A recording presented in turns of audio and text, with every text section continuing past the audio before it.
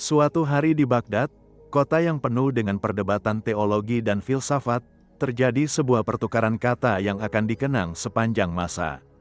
Abu Nawas, seorang penyair dan filosof legendaris yang dikenal karena kecerdasan dan kelicikannya yang luar biasa, sedang berjalan melewati sebuah pasar ramai ketika dia mendengar suara keras seorang pendeta Kristen yang sedang berkhotbah kepada kerumunan orang.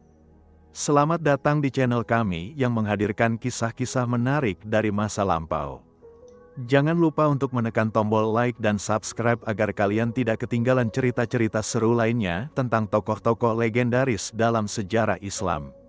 Pendeta itu dengan penuh semangat berkata kepada kerumunan yang berkumpul, "Wahai saudara-saudaraku, ketahuilah bahwa Tuhan Yang Maha Esa memiliki seorang putra yang telah turun ke bumi untuk menyelamatkan umat manusia. Isa al-Masih adalah putra Tuhan yang suci dan mulia." Abu Nawas yang sedang lewat tiba-tiba berhenti dan mendengarkan dengan seksama. Matanya berkilat-kilat menunjukkan bahwa otaknya yang cerdas sedang bekerja keras merumuskan sebuah argumen yang brilian. Dia mendekati kerumunan dan dengan suara yang tenang namun mengena berkata, "Wahai pendeta yang terhormat, saya mendengar pernyataan Anda yang menarik tentang Tuhan yang memiliki anak. Sebagai seorang yang haus akan ilmu pengetahuan, saya ingin bertanya sesuatu yang mungkin bisa memperjelas pemahaman kita semua." Pendeta itu merasa yakin dengan pengetahuannya dan dengan sombong menjawab, "Silakan bertanya, wahai orang Arab. Saya siap menjawab pertanyaan apapun tentang iman yang benar." Abu Nawas tersenyum tipis, sebuah senyuman yang dikenal oleh orang-orang Baghdad sebagai pertanda bahwa sesuatu yang luar biasa akan terjadi. Dia kemudian bertanya dengan nada yang sangat polos namun menusuk, "Jika benar Tuhan memiliki seorang anak laki-laki sebagaimana yang Anda katakan, maka saya ingin tahu, di manakah ibu dari anak tersebut? Karena menurut logika dan akal sehat yang Tuhan berikan kepada kita, setiap anak yang lahir pasti memiliki ayah dan ibu." Pertanyaan ini bagaikan petir yang menyambar di siang bolong. Kerumunan orang-orang yang tadinya mendengarkan dengan khidmat khotbah pendeta itu tiba-tiba menjadi hening. Mereka semua menunggu jawaban dari pendeta tersebut dengan penuh antusias, karena memang pertanyaan Abu Nawas sangatlah logis dan masuk akal. Pendeta itu terkejut dan wajahnya mulai pucat. Dia tidak menyangka akan mendapat pertanyaan yang begitu sederhana, namun begitu mendasar yang bisa menggugurkan seluruh argumennya. Dengan terbata-bata dia mencoba menjawab, maksud saya, Tuhan itu kan Maha Kuasa, jadi dia tidak memerlukan istri untuk memiliki anak." Abu Nawas mengangguk-angguk seolah-olah memahami penjelasan tersebut, lalu dengan santai berkata, "Oh, jadi Tuhan yang Maha Kuasa itu tidak memerlukan istri untuk memiliki anak. Baiklah, saya terima penjelasan Anda. Tetapi jika memang demikian, mengapa Tuhan yang Maha Kuasa tersebut tidak bisa memiliki anak perempuan juga? Mengapa hanya anak laki-laki? Apakah ada diskriminasi gender di surga?" Pertanyaan kedua ini membuat pendeta semakin terpojok. Kerumunan orang-orang mulai berbisik-bisik dan beberapa di antara mereka bahkan mulai tersenyum karena melihat kepandaian Abu Nawas dalam berargumentasi. Pendeta itu mencoba menjawab dengan nada yang semakin tidak yakin, karena memang sudah ditentukan demikian dalam kitab suci. Sudah ditentukan dalam kitab suci, ulang Abu Nawas dengan nada yang seolah-olah sangat mengerti. Tetapi bukankah kitab suci juga mengatakan bahwa Tuhan itu esa? Jika Tuhan itu esa, mengapa ada Bapa, ada Anak, dan ada Roh Kudus? Bukankah itu berarti ada 3 Tuhan, bukan 1? Wajah pendeta kini sudah merah padam. Dia menyadari bahwa dirinya sedang berhadapan dengan seseorang yang jauh lebih cerdas dan lebih mahir dalam berargumentasi. Dengan suara yang mulai bergetar dia berkata, "Itu adalah misteri yang tidak bisa dipahami oleh akal manusia." Abu Nawas tertawa kecil, bukan tertawa mengejek tetapi tertawa yang menunjukkan kebijaksanaan. "Wahai pendeta yang terhormat, jika memang itu adalah misteri yang tidak bisa dipahami oleh akal manusia, mengapa Anda memaksa orang lain untuk mempercayainya? Bukankah lebih baik kita menggunakan akal yang telah diberikan Tuhan kepada kita untuk memahami kebenaran yang sesungguhnya?" Kerumunan orang-orang kini mulai bergumam setuju dengan perkataan Abu Nawas. Mereka melihat bahwa argumen-argumen yang dikemukakan oleh Abu Nawas sangatlah logis dan masuk akal, sementara jawaban-jawaban dari pendeta semakin tidak masuk akal dan saling bertentangan. Pendeta itu mencoba sekali lagi untuk membela pendapatnya dengan berkata, "Tetapi bukankah dalam Islam juga ada hal-hal yang tidak bisa dipahami oleh akal?"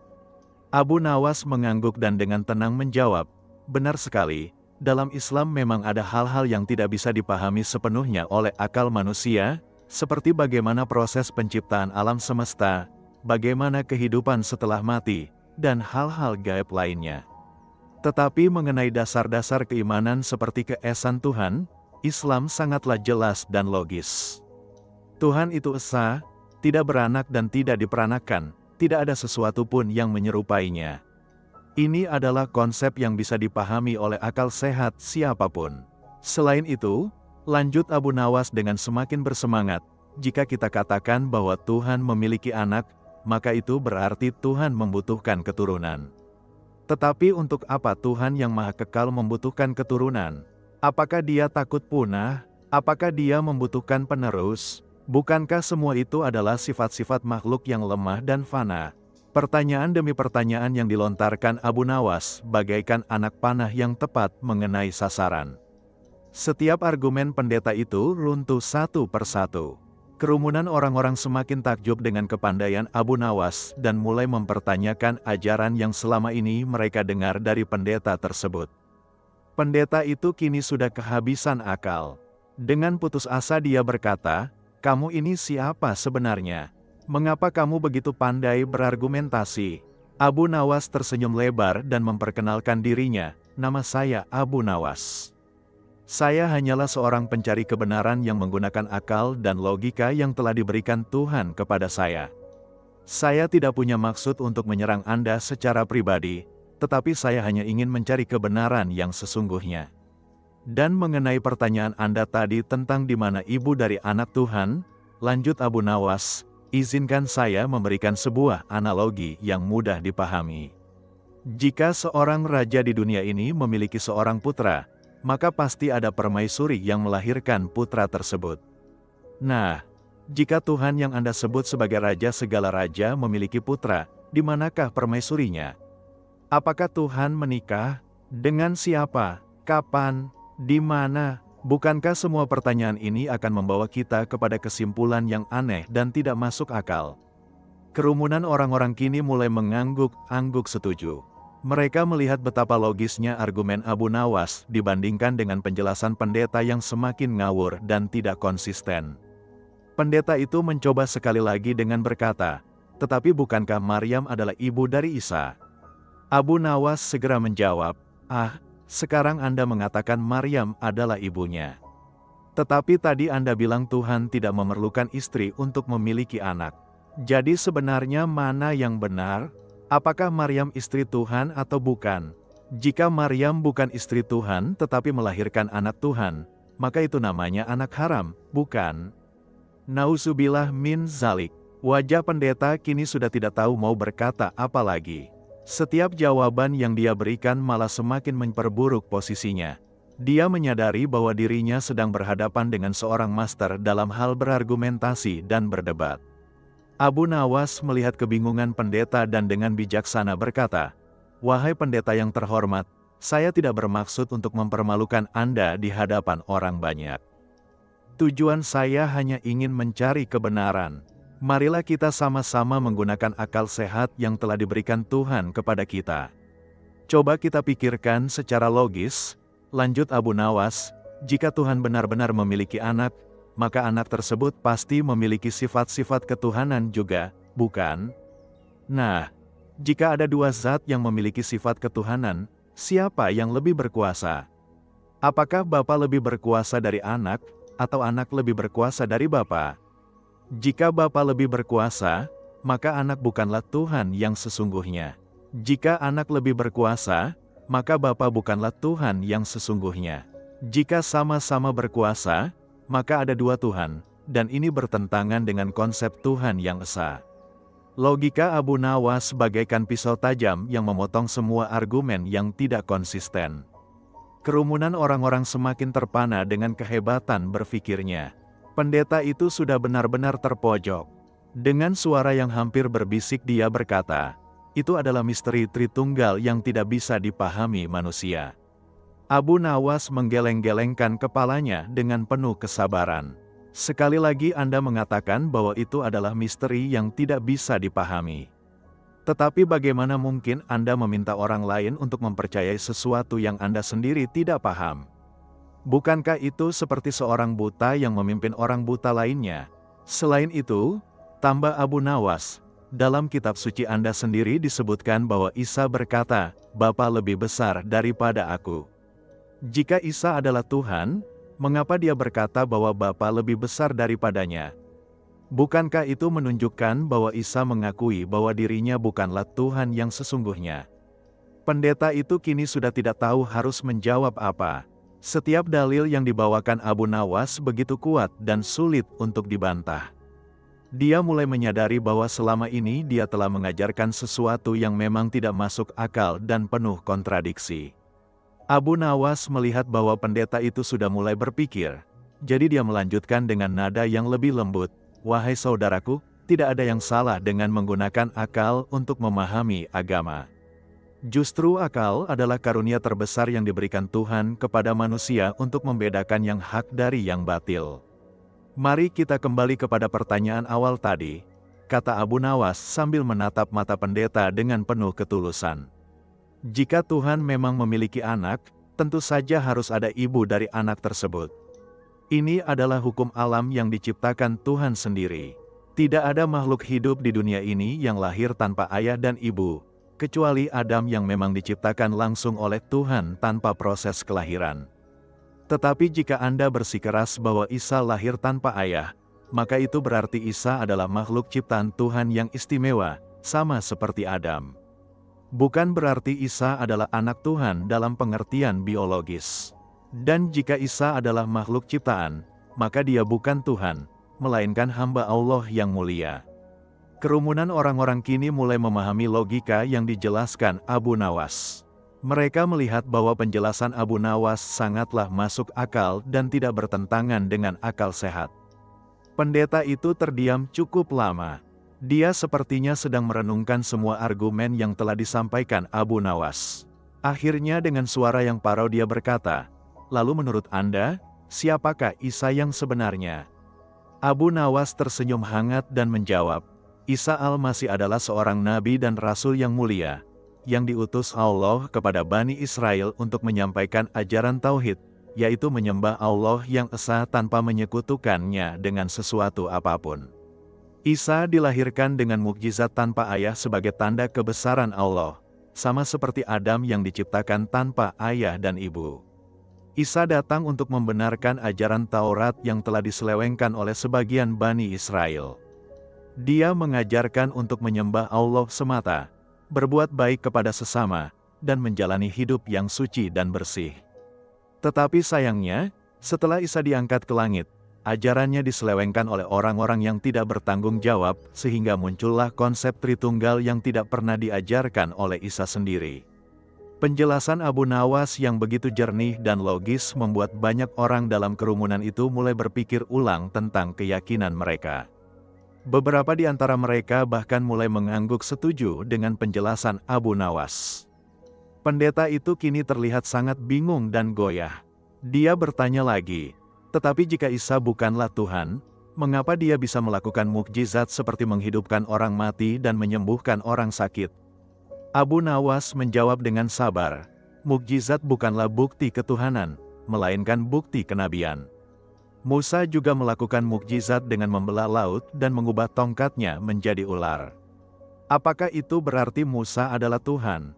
Muhammad juga diberikan mukjizat berupa Al-Quran yang tidak akan pernah bisa ditandingi oleh siapapun sampai hari kiamat. Apakah itu berarti Muhammad adalah Tuhan? Mukjizat adalah karunia Allah yang diberikan kepada para nabinya untuk membuktikan kebenaran risalah mereka. Isa melakukan mukjizat bukan dengan kekuatannya sendiri, tetapi dengan izin Allah. Bahkan dalam kitab suci Anda sendiri disebutkan bahwa Isa berkata bahwa dia tidak bisa berbuat apa-apa tanpa kehendak Bapa. Argumen Abu Nawas semakin kokoh dan tidak terbantahkan. Kerumunan orang-orang semakin kagum dengan kepandaian dan kebijaksanaannya dalam menjelaskan hal-hal yang rumit dengan cara yang sederhana dan mudah dipahami. Pendeta itu bertanya lagi dengan nada yang semakin lemah, lalu bagaimana dengan dosa? Bukankah manusia memerlukan penebus dosa? Abu Nawas tersenyum dan menjawab, "Wahai saudaraku, konsep dosa warisan yang Anda ajarkan justru bertentangan dengan keadilan Tuhan. Bagaimana mungkin anak yang baru lahir sudah menanggung dosa orang tuanya? Bukankah itu tidak adil? Allah yang Maha Adil telah berfirman dalam kitab-Nya bahwa setiap orang akan memikul dosanya sendiri-sendiri. Tidak ada seorang pun yang akan memikul dosa orang lain. Jika seseorang berbuat dosa, maka dia sendiri yang harus bertanggung jawab atas dosanya. Tetapi Allah yang Maha Pengasih juga telah menyediakan jalan untuk pengampunan dosa, yaitu melalui taubat yang sungguh-sungguh. Jika seseorang menyesal atas dosanya, berhenti melakukan dosa tersebut, dan berjanji tidak akan mengulanginya lagi, maka Allah akan mengampuni dosanya. Tidak perlu ada penebus dosa, karena Allah sendiri yang akan mengampuni hamba-Nya yang bertaubat. Bukankah ini lebih masuk akal dan lebih adil? Tanya Abu Nawas kepada kerumunan orang-orang. Mengapa kita harus menunggu orang lain mati untuk menebus dosa kita, sementara kita bisa langsung meminta ampun kepada Tuhan? Banyak orang dalam kerumunan itu mulai mengangguk setuju. Mereka melihat bahwa penjelasan Abu Nawas tentang taubat memang lebih masuk akal dan lebih adil daripada konsep penebus dosa yang selama ini mereka yakini. Pendeta itu kini sudah hampir putus asa. Dengan suara yang sangat lemah dia bertanya, "Lalu menurut Anda, agama yang benar itu yang mana?" Abu Nawas menatap pendeta itu dengan penuh belas kasihan dan menjawab, "Agama yang benar adalah agama yang mengajarkan untuk menyembah Tuhan yang esa tanpa menyekutukannya dengan apapun. Agama yang mengajarkan untuk menggunakan akal sehat dalam memahami kebenaran. Agama yang mengajarkan keadilan, kasih sayang, dan persaudaraan sesama manusia. Agama yang benar adalah agama yang dibawa oleh semua nabi dan rasul, mulai dari Adam, Nuh, Ibrahim, Musa, Isa, hingga Muhammad. Semua mereka mengajarkan satu hal yang sama, tauhid, yaitu menyembah Allah yang esa.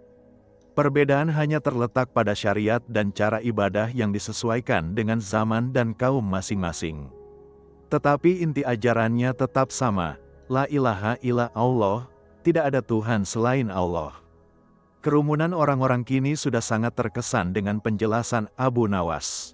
Banyak di antara mereka yang mulai mempertanyakan keyakinan lama mereka dan mulai tertarik untuk mempelajari lebih lanjut ajaran tauhid yang dijelaskan Abu Nawas. Pendeta itu akhirnya berkata dengan nada menyerah, "Saya harus mengakui bahwa argumen-argumen Anda sangatlah kuat dan sulit untuk dibantah. Mungkin memang sudah saatnya saya merenungkan kembali keyakinan saya." Abu Nawas menepuk bahu pendeta itu dengan lembut dan berkata, "Saudaraku, tidak ada kata terlambat untuk mencari kebenaran. Yang penting adalah ketulusan hati dan kemauan untuk menggunakan akal sehat yang telah diberikan Tuhan kepada kita. Saya tidak meminta Anda untuk langsung mengubah keyakinan Anda sekarang juga. Yang saya minta hanyalah agar Anda mau berpikir dan merenungkan semua yang telah kita bahas hari ini. Carilah kebenaran dengan hati yang tulus dan pikiran yang jernih. Ingatlah bahwa kita semua adalah makhluk Tuhan yang sama. Perbedaan keyakinan tidak seharusnya membuat kita saling bermusuhan, tetapi justru harus menjadi motivasi untuk saling berdiskusi dan mencari kebenaran bersama-sama." Setelah percakapan yang panjang dan menarik itu, kerumunan orang-orang mulai bubar dengan berbagai perasaan campur aduk. Ada yang kagum dengan kepandaian Abu Nawas, ada yang mulai mempertanyakan keyakinan lama mereka, dan ada juga yang mulai tertarik untuk mempelajari Islam. Pendeta itu berjalan pulang dengan langkah gontai sambil terus merenung. Dia menyadari bahwa selama ini dia telah mengajarkan sesuatu yang memang sulit dipertanggungjawabkan secara logika dan akal sehat. Pertanyaan-pertanyaan Abu Nawas terus bergema di kepalanya. Jika Tuhan memiliki anak, di mana ibunya? Mengapa Tuhan yang Maha Kuasa membutuhkan anak? Bukankah konsep Tritunggal bertentangan dengan keesaan Tuhan? Sementara itu, Abu Nawas berjalan pulang dengan perasaan lega. Bukan karena dia telah memenangkan debat, tetapi karena dia telah berhasil menyampaikan kebenaran dengan cara yang santun dan beradab. Dia berharap bahwa benih-benih kebenaran yang telah dia tanamkan hari itu akan tumbuh di hati orang-orang yang mendengarkannya. Beberapa hari kemudian, kabar tentang debat Abu Nawas dengan pendeta itu menyebar ke seluruh Baghdad. Banyak orang yang tertarik untuk bertemu dengan Abu Nawas dan berdiskusi tentang agama. Beberapa orang Kristen bahkan datang untuk belajar Islam setelah mendengar argumen-argumen yang disampaikan Abu Nawas. Khalifah Harun al-Rashid yang mendengar kabar tersebut merasa bangga dengan kepandaian Abu Nawas. Dia memanggil Abu Nawas untuk menceritakan secara detail tentang debatnya dengan pendeta itu. Abu Nawas, kata Khalifah, engkau telah membawa nama baik Islam dengan cara yang sangat bijaksana. Engkau tidak menggunakan kekerasan atau paksaan, tetapi menggunakan akal dan logika untuk menyampaikan kebenaran. Abu Nawas menjawab dengan rendah hati, "Ya Amirul Mukminin, saya hanya menggunakan karunia akal yang telah diberikan Allah kepada saya. Kebenaran akan selalu bersinar dengan sendirinya jika kita mau menggunakan akal sehat. Yang saya lakukan hari itu bukanlah untuk mempermalukan pendeta tersebut, tetapi untuk menyampaikan kebenaran kepada orang-orang yang hadir. Saya berharap bahwa dialog seperti ini bisa terus dilakukan untuk memperkuat ukhuwah antar umat beragama." Khalifah mengangguk setuju dan berkata, "Memang demikianlah seharusnya seorang Muslim berdakwah. Tidak dengan kekerasan atau paksaan, tetapi dengan hikmah dan argumentasi yang baik. Engkau telah memberikan contoh yang baik tentang bagaimana cara berdialog antar agama." Kisah debat Abu Nawas dengan pendeta itu kemudian menjadi legendaris dan terus diceritakan turun-temurun. Banyak ulama dan dai yang mengambil pelajaran dari cara Abu Nawas berdakwah yang santun namun efektif. Pertanyaan sederhana Abu Nawas, jika Tuhan memiliki anak, di mana ibunya, ternyata mampu membongkar semua kontradiksi dalam konsep Tritunggal. Pertanyaan yang begitu logis namun belum pernah terpikir oleh banyak orang sebelumnya. Dari kisah ini kita bisa mengambil beberapa pelajaran penting. Pertama, pentingnya menggunakan akal sehat dalam memahami agama. Tuhan telah memberikan akal kepada manusia untuk berpikir dan memahami kebenaran, bukan untuk diabaikan atau dikesampingkan. Kedua, cara berdakwah yang bijaksana dan santun akan lebih efektif daripada cara-cara yang kasar dan memaksa. Abu Nawas tidak pernah menghina atau memaki pendeta itu, tetapi dengan sabar menyampaikan argumen-argumennya. Ketiga, pentingnya dialog antar agama yang dilakukan dengan niat mencari kebenaran, bukan untuk saling menjatuhkan. Diskusi dan debat yang sehat akan memperkaya pemahaman semua pihak. Keempat, kekuatan logika dan argumentasi yang baik dalam menyampaikan kebenaran. Abu Nawas membuktikan bahwa kebenaran tidak memerlukan kekerasan untuk bersinar, cukup dengan logika yang jernih dan argumentasi yang kuat. Kelima, pentingnya konsistensi dalam berargumen. Setiap klaim yang kita buat harus bisa dipertanggungjawabkan secara logika dan tidak boleh saling bertentangan. Kisah Abu Nawas ini juga menunjukkan keunggulan konsep tauhid dalam Islam dibandingkan dengan konsep-konsep teologi lainnya. Konsep bahwa Allah itu esa, tidak beranak dan tidak diperanakan, tidak ada sesuatu pun yang menyerupainya, adalah konsep yang sangat logis dan mudah dipahami oleh akal sehat. Berbeda dengan konsep Tritunggal yang penuh dengan kontradiksi dan misteri yang tidak bisa dijelaskan. Bagaimana mungkin satu menjadi tiga dan tiga menjadi satu? Bagaimana mungkin Tuhan yang Maha Kuasa membutuhkan anak? Bagaimana mungkin Tuhan mati di kayu salib? Semua pertanyaan ini tidak akan pernah bisa dijawab secara memuaskan tanpa mengatakan itu adalah misteri. Sementara dalam Islam, semua konsep dasar keimanan bisa dijelaskan dengan akal sehat. Allah itu esa, tidak ada sekutu baginya. Muhammad adalah utusan Allah, bukan Tuhan.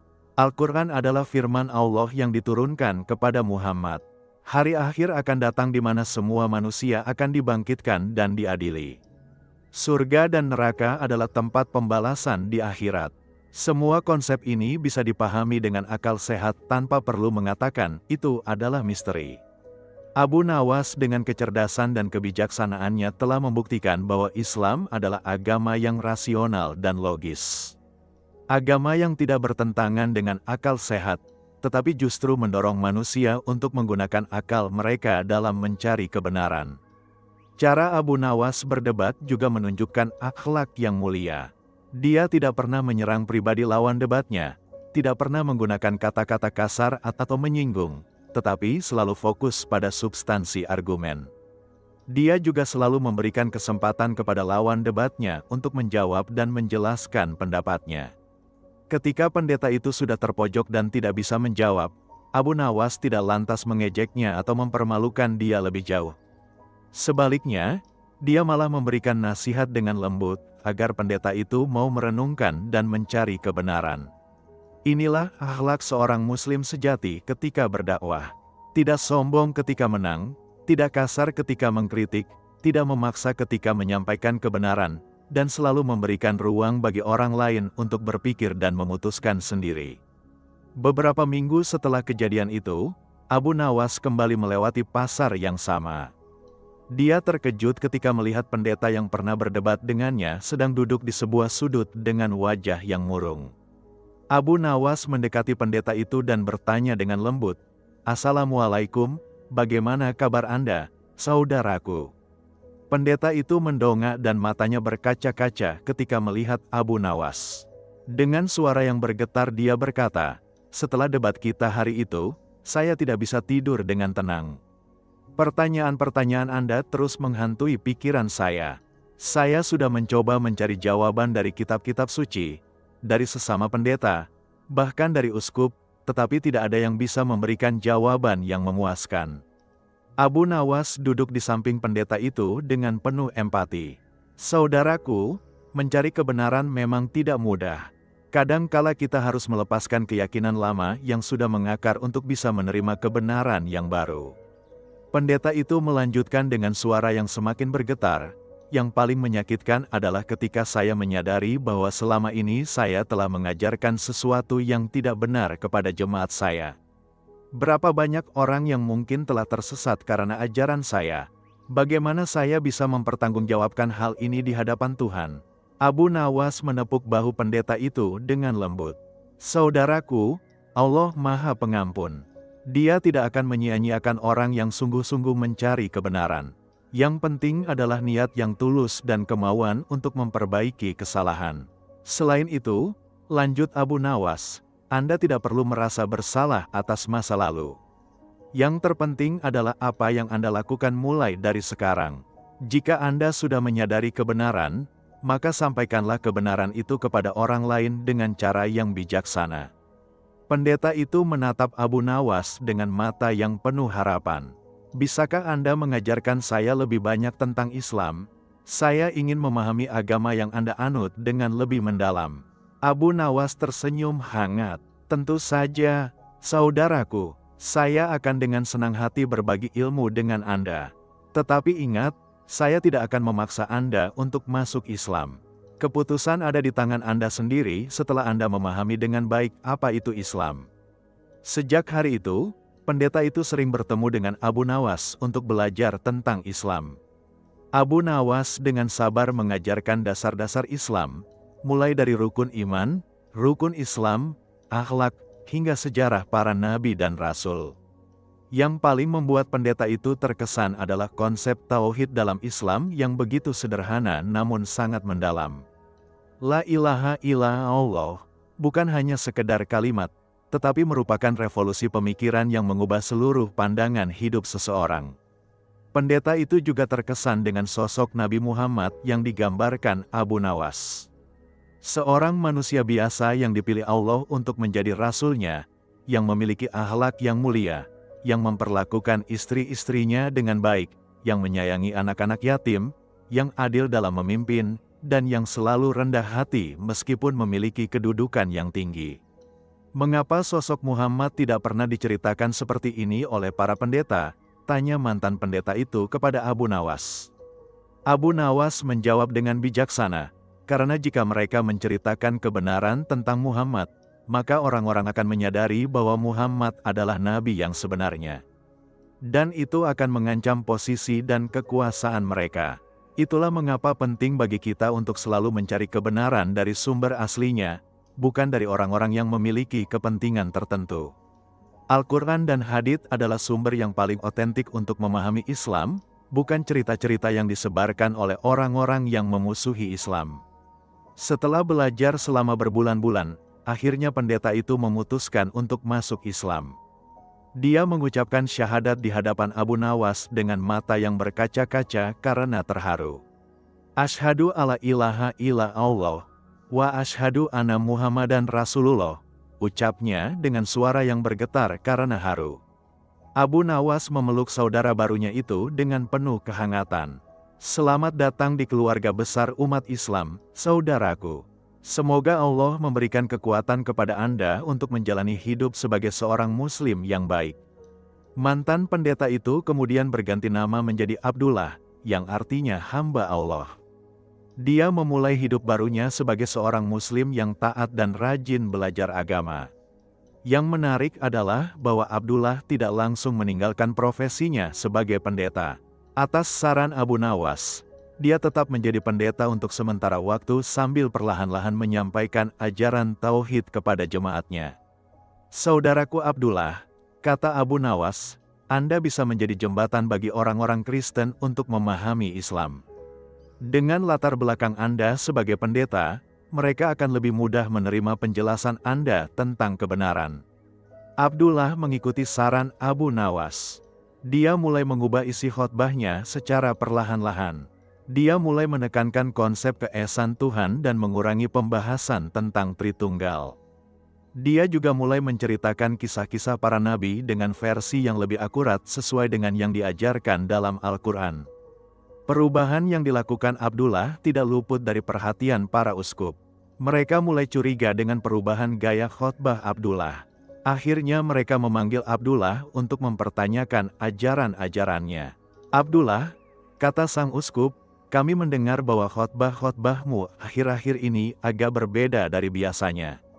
Ada laporan bahwa kamu jarang menyebutkan tentang Yesus sebagai anak Tuhan. Apa yang terjadi? Abdullah mengambil nafas dalam-dalam. Dia tahu bahwa saatnya telah tiba untuk menyatakan kebenaran. Dengan tenang dia menjawab, Yang Mulia Uskup, setelah mempelajari kitab suci dengan lebih mendalam dan merenungkan ajaran-ajaran kita, saya sampai pada kesimpulan bahwa konsep Tritunggal tidak bisa dipertanggungjawabkan secara logika.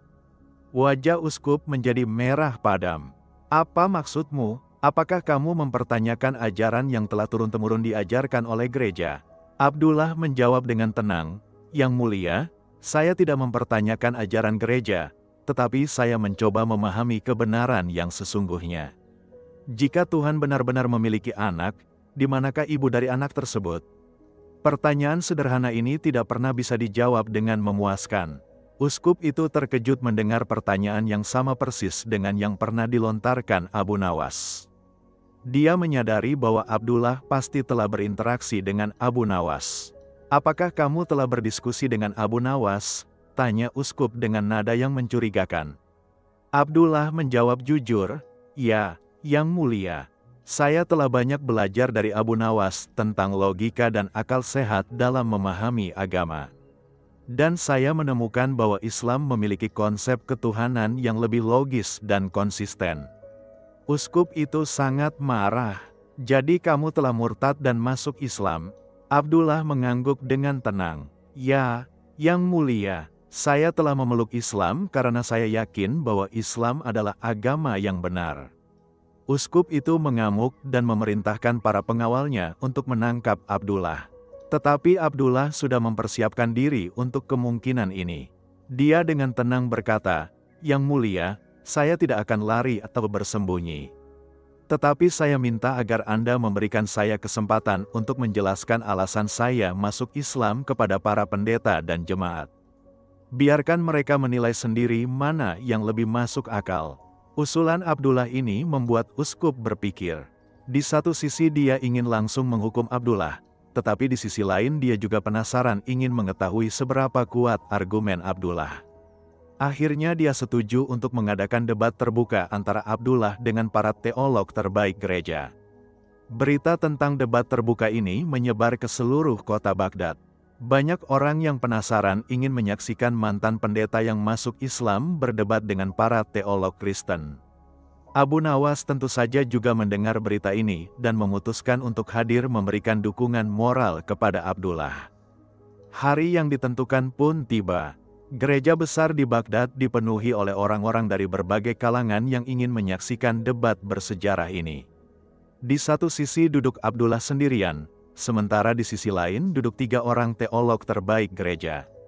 Uskup membuka acara dengan berkata, "Hari ini kita akan mendengar perdebatan antara Abdullah yang telah murtad dengan para teolog kita. Semoga melalui debat ini kebenaran akan terungkap." Abdullah berdiri dan memulai dengan bismillah.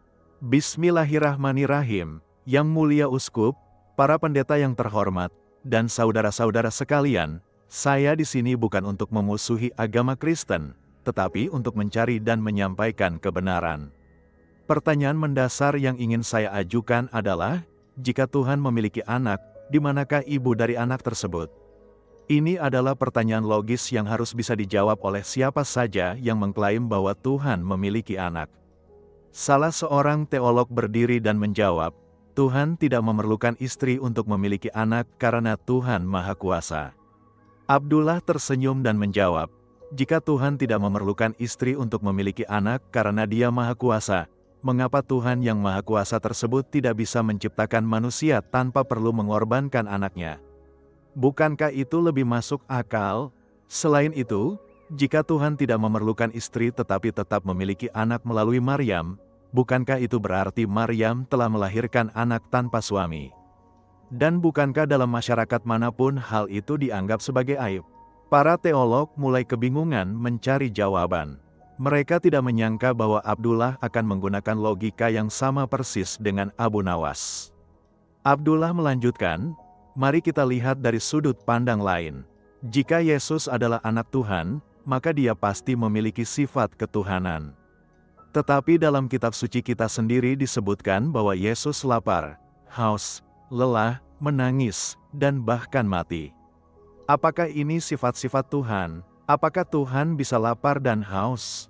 Dan yang paling penting, Yesus sendiri berkata dalam kitab suci, Bapa lebih besar daripada aku, dan aku tidak dapat berbuat apa-apa dari diriku sendiri.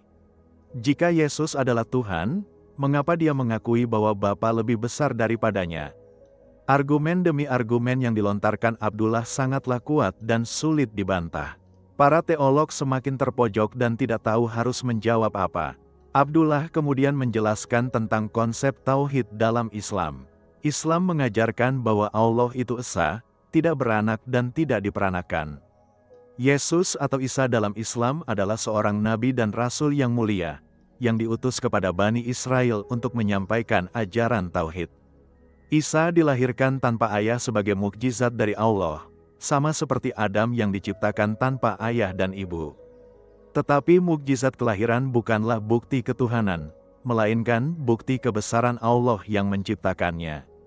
Konsep ini jauh lebih logis dan konsisten.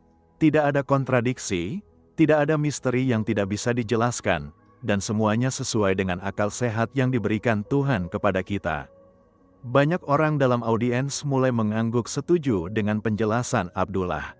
Mereka melihat bahwa argumen-argumen yang disampaikan Abdullah sangatlah masuk akal dan sulit dibantah. Salah seorang teolog mencoba memberikan argumen terakhir, tetapi bagaimana dengan mukjizat-mukjizat yang dilakukan Yesus? Abdullah menjawab dengan tenang, mukjizat bukanlah bukti ketuhanan, melainkan bukti kenabian. Musa membelah laut, Sulaiman berbicara dengan binatang, Muhammad membelah bulan. Apakah itu berarti mereka semua adalah Tuhan? Mukjizat adalah karunia Allah yang diberikan kepada para nabinya untuk membuktikan kebenaran risalah mereka. Isa melakukan mukjizat bukan dengan kekuatannya sendiri, tetapi dengan izin Allah. Debat berlangsung selama berjam-jam, tetapi jelas terlihat bahwa Abdullah lebih unggul dalam berargumentasi. Para teolog tidak mampu memberikan jawaban yang memuaskan atas pertanyaan-pertanyaan logis yang diajukan Abdullah. Akhirnya uskup mengakhiri debat dengan nada yang kesal.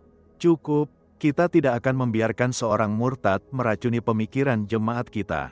Tetapi keputusan uskup ini justru membuat banyak orang semakin yakin bahwa Abdullah memiliki argumen yang lebih kuat. Jika memang para teolog memiliki jawaban yang tepat, mengapa mereka tidak menyampaikannya dan malah mengakhiri debat secara sepihak? Setelah debat itu, banyak orang Kristen yang mulai mempertanyakan keyakinan mereka.